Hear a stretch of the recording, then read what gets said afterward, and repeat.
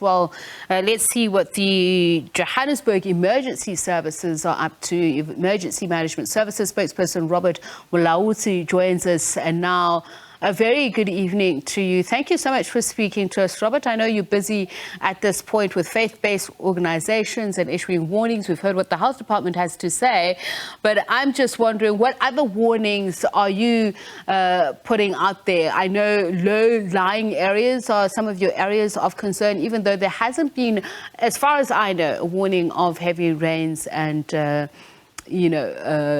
flooding. Good afternoon, evening, our citizens and the viewers out there. Yes, we are on high alert as the City of Johannesburg Emergency Management Services throughout this Easter holiday period, mainly focusing on our low-lying areas, which is mostly our informal settlements, since we know that those will be the areas which mostly get affected when we have severe thunderstorms, if we do have rainfalls. If we have fire incidents, those will be most of the residents who get affected when we have fire incidents, because most of them are in informal settlements where you find that the structures are next to each other, so the fire can easily spread from one area to the other. So far, we have not yet received any major incidents relating to maybe flooding or drownings. However, we have intensified our program in terms of conscientizing our residents out there to exercise caution as and when they're conducting baptism rituals, because we know now the demand will be much more higher now than the normal days, because most of the religious communities will be conducting various activities throughout this weekend. So we're saying to our residents, they need to exercise caution as and when they conduct these baptism rituals.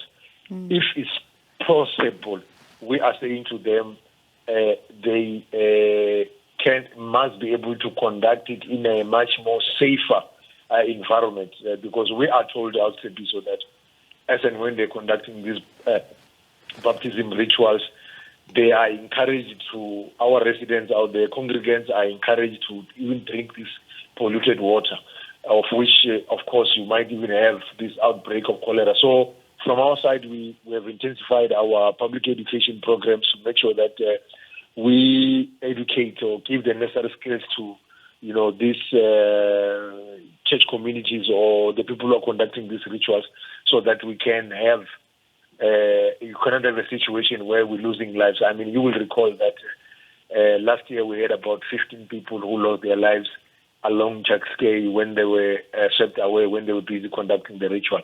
A week later, we had 3 people who lost their lives in Soweto. Also, they were conducting rituals.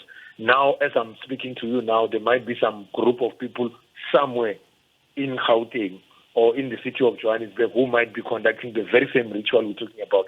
So we are going to make sure that we go out there, advise our communities out there to be able to minimize, the loss of life, or prevent totally the loss of life Robert, when they are conducting these activities. Before we run out of time, I want you to talk to me about the joint operations that you have with other stakeholders, because your concerns are not only floods or over or areas, low-lying areas in danger of that. There are also swimming pools which are a danger, and people enjoying themselves during these times. People are not always careful. There's also fires as well. Tell me, what are you doing in terms of the city's Events Joint Operations Committee? Yes, we are looking at all those activities. We've got our specialized teams, for instance, our Swift Water Rescue Unit, which is specialized in water-related emergencies.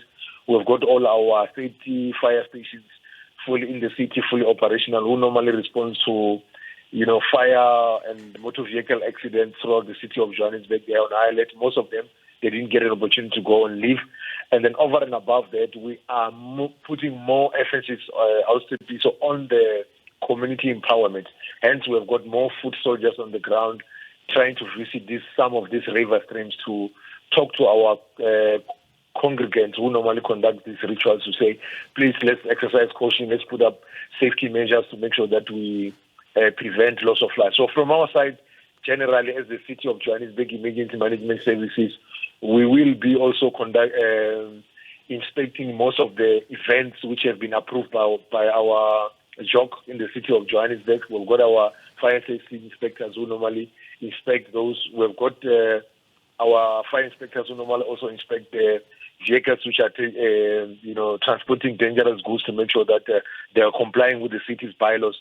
So from our side, I will want to reassure the residents that we are ready, we are prepared, we should be able to deal with whatever emergencies which might occur throughout the city of Johannesburg over this Easter period, and we are pleading with our communities to work with us so that we have an incident-free Easter weekend. Wishing you and your colleagues all the best. Thank you so much. As always, good to talk to you. Johannesburg Emergency Management Services spokesperson Robert Mulaudzi.